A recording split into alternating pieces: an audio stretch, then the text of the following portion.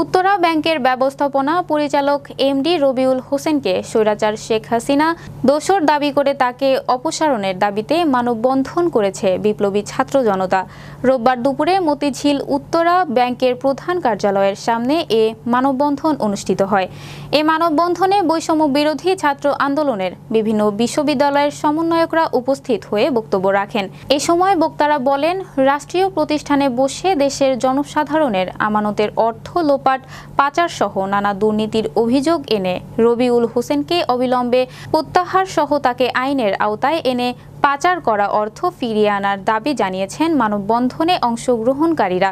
উত্তরা ব্যাংকের এমডি রবিউল হোসেন টানা 2016 সাল থেকে দীর্ঘ 8.5 বছর স্বৈরাচারী করে এই পথ ধরে রেখে নজিরবিহীন দুর্নীতি, অর্থ পাচারকারী শেখ হাসিনার ঘনিষ্ঠ সহযোগী আওয়ামী বিরোধী সিবিএ নেতা কর্মীদের হয়রানি সহ চাকরিচ্যুত করা, করোনার প্রণোদনার টাকা আত্মসাৎ, বাংলাদেশ ব্যাংক হতে জরিমানা করা, ঋণ খেলাপিদের ঋণ দিয়ে নিজের পকেট ভর্তি করা সহ অসংখ্য অভিযোগের পরও অদৃশ্য ক্ষমতার বলে চাকরিতে বহাল আছেন বলে অভিযোগ উঠেছে। উত্তরা ব্যাংক সিকিউরিটিজ ব্রোকারেজ হাউসে শেখ হাসিনা ও শেখ রেহানার নামে যৌথ বিও অ্যাকাউন্ট খুলে তাদের শেয়ার হস্তান্তর করেন। সিকিউরিটিজ এক্সচেঞ্জ কমিশনের সাবেক চেয়ারম্যান শিবলি রুবায়েতের যোগ সাজসে শেয়ার ম্যানুপুলেট করে শেখ হাসিনা ও শেখ রেহানার নামে 40টি উদ্যোক্তা শেয়ার হস্তান্তর করা, যার বর্তমান মূল্য 45 লাখ টাকার অধিক বলে লিখিতভাবে অভিযোগ করেছেন উত্তরা ব্যাংক শ্রমিক কর্মচারী পরিষদ এবং ব্যাংকের নাম প্রকাশে অনিচ্ছুক একাধিক ঊর্ধ্বতন কর্মকর্তা।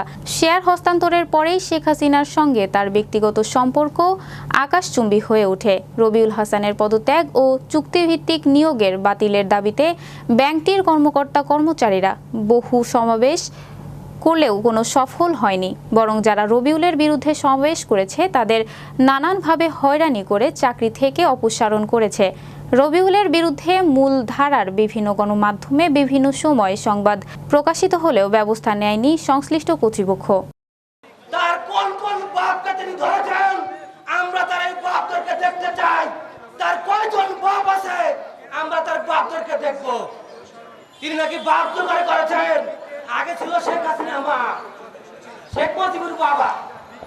তাদের একটা টিম হলো, তারা শেখ মুজিবের বাবা কয় আর শেখ হাসিনার মা কয়, মাঝে মাঝে আবহাওয়া কয়।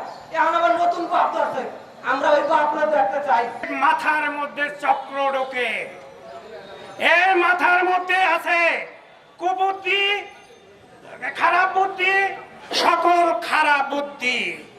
আরো একটা তার বুদ্ধি আছে, একটা লম্পট, একটা বেঈমান, একটা খারাপ চক্রের লোক। কারণ আমি জানি আমি একটা গোডাউন কিপার, এই উত্তরা ব্যাংকের গোডাউন কিপার ছিলাম। ওর একটা চক্র দেখে আমি ওর পক্ষে সাক্ষী দিই নাই, এই সাক্ষীর কারণে আমার চাকরি খেয়েছে। ছাত্র বন্ধুরা জীবন দিয়েছে, ছাত্র জনতা জীবন দিয়েছে, সেই 25,000 অধিক অঙ্গহানি। আপনারা সাংবাদিক বন্ধুরা আপনারা জানেন যে এখনো ঢাকা মেডিকেলে কাতরাচ্ছে, বিভিন্ন হসপিটালে কাতরাচ্ছে, আমরা সেখানে গিয়ে যাচ্ছি।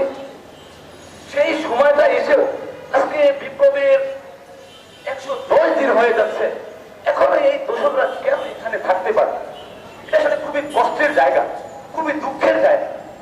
আমরা ছাত্র প্রতিনিধি ঢাকা ইউনিভার্সিটি থেকে আমরা বাংলাদেশ ব্যাংকে গিয়েছি, সেখানে মুখপত্র হোসনা শিখার সাথে কথা বলেছি, মিটিং করেছি যে আপনারা দেখেন, আমরা শান্তি চাই, আমরা সংস্কার চাই, আমরা এই দুর্বৃত্তদেরকে সরাতে চাই।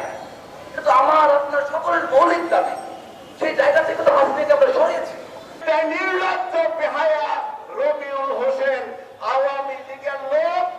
এই উত্তরা ব্যাংক না, কোন ব্যাংকে আওয়ামী লীগের কোন দোষর নাই, একমাত্র এমনি আছে। একে পদত্যাগ না করা পর্যন্ত আমরা এই ব্যাংকের ছাত্র বন্ধুদের যে আন্দোলন থাকে, প্রত্যেকটা আন্দোলনের সাথে উত্তরা ব্যাংকের কর্মচারীরা থাকে।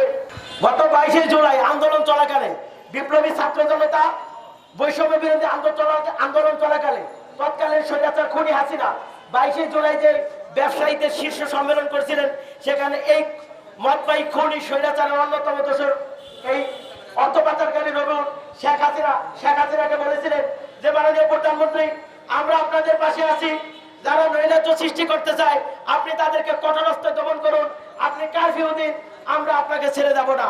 এই সেই রবিউল এখনো এই পদে বহাল আছে।